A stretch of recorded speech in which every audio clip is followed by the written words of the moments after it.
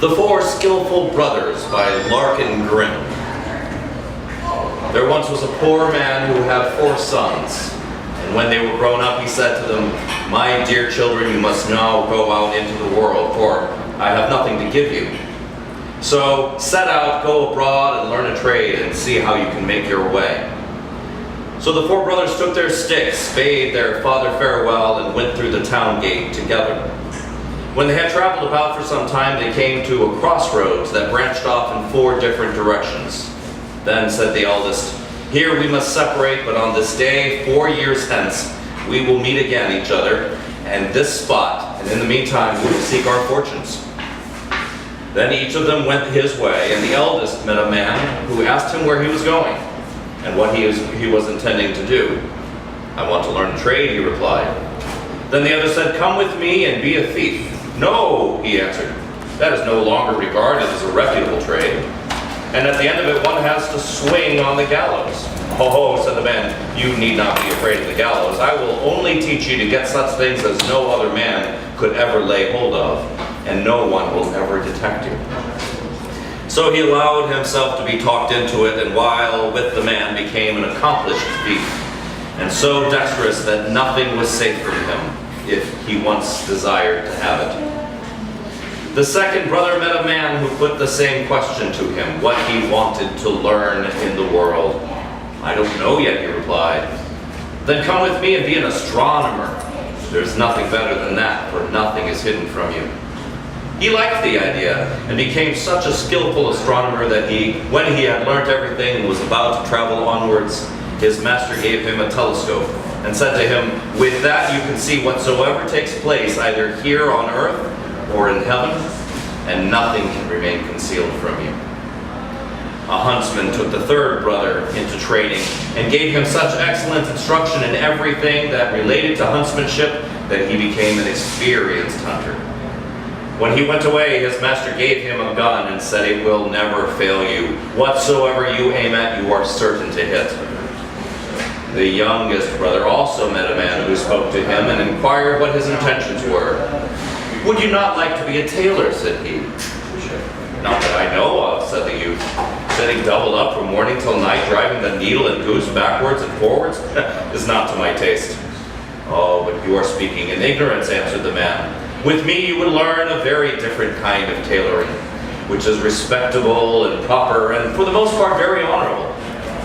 So he let himself be persuaded and went with the man, and learnt his art from the very beginning. And when they parted, the man gave the youth a needle, and said, "With this you can sew together whatever is given you, whether it is as soft as an egg or as hard as steel, and it will become as one piece of stuff, so that no seam will be visible." When the appointed 4 years were over, the 4 brothers arrived at the same time at the crossroads, embraced and kissed each other, and returned home to their father. "So now," he said, quite delighted, "the wind has blown you again back to me." They told him all that had happened to them, and that each had learned his own trade. Now that they were sitting in front of the house under a large tree, the father said, "I will put you all to the test and see what you can do." Then he looked up and said to his second son, "Between 2 branches up at the top of this tree, there is a chaffin's nest. Tell me how many eggs there are in it." The astronomer took out his telescope and looked up and said, "There are 5. Then the father said to the eldest, "Fetch the eggs down without disturbing the bird which is sitting hatching them." The skillful thief climbed up and took the 5 eggs from beneath the bird, which never observed what he was doing, and remained quietly sitting where she was, and brought them down to his father. The father took them and put 1 on each corner of the table, and the 5th in the middle, and said to the huntsman, "With 1 shot you shall shoot me the 5 eggs in 2 through the middle." The huntsman aimed, and shot the eggs, all 5 as the father had desired, and that with 1 shot.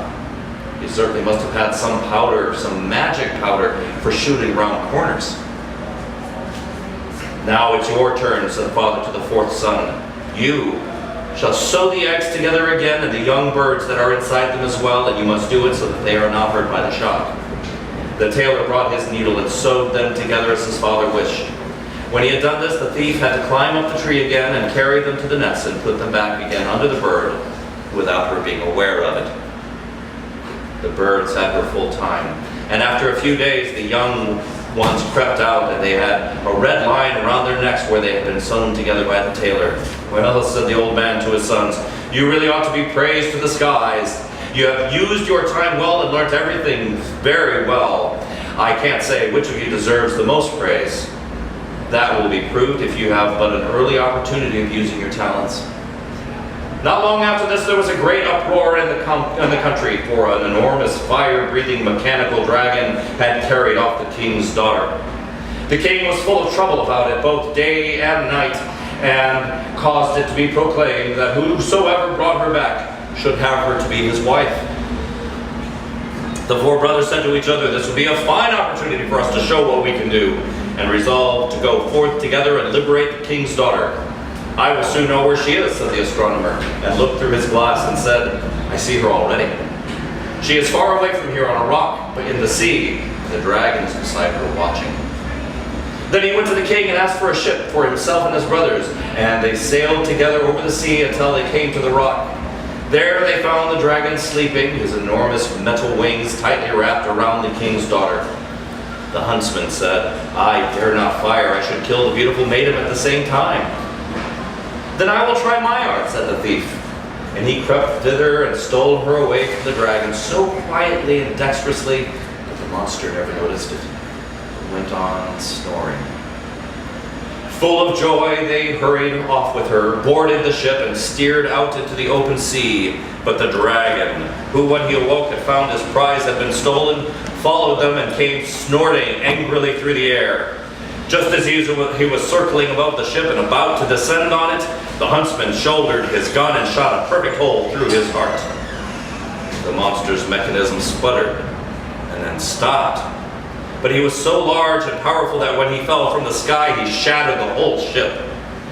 Fortunately, however, they laid hold of a couple of planks and swam about the wide sea. Then again, they were in great peril. The tailor, though, who was not idle, took his wondrous needle and with a few stitches sewed the planks together. And they seated themselves upon it. Then collecting all the fragments of the vessel's sails, he sewed them skillfully together into a balloon, and in a very short time the ship rose into the air. They flew home again in safety. When the king once more saw his daughter, there was great rejoicing. He said to the four brothers, "One of you shall have her to be wife, but which of you it is will be, you must settle amongst yourselves." Then a heated argument arose among them, for each of them preferred his own claim. The astronomer said, "If I had not seen the princess, all your arts would have been useless, so she is mine." The thief said, "What would have been use of your seeing if I had not gotten her away from the dragon? So she is mine." The huntsman said, "You and the princess and all of you would have been torn to pieces by the dragon if my ball had not hit him, so she is mine." The tailor said, "And if I by my art had not sewn the airship, you would all of you have been miserably drowned. So she is mine." Then the king pronounced his verdict. "Each of you has an equal right, and as all of you cannot have the maiden, none of you shall have her. But I will give to each of you as a reward half a kingdom." The brothers were pleased with this decision, and said, "It is better thus that we should be at variance with each other." Then each of them received half a kingdom, and they lived with their father in the greatest happiness.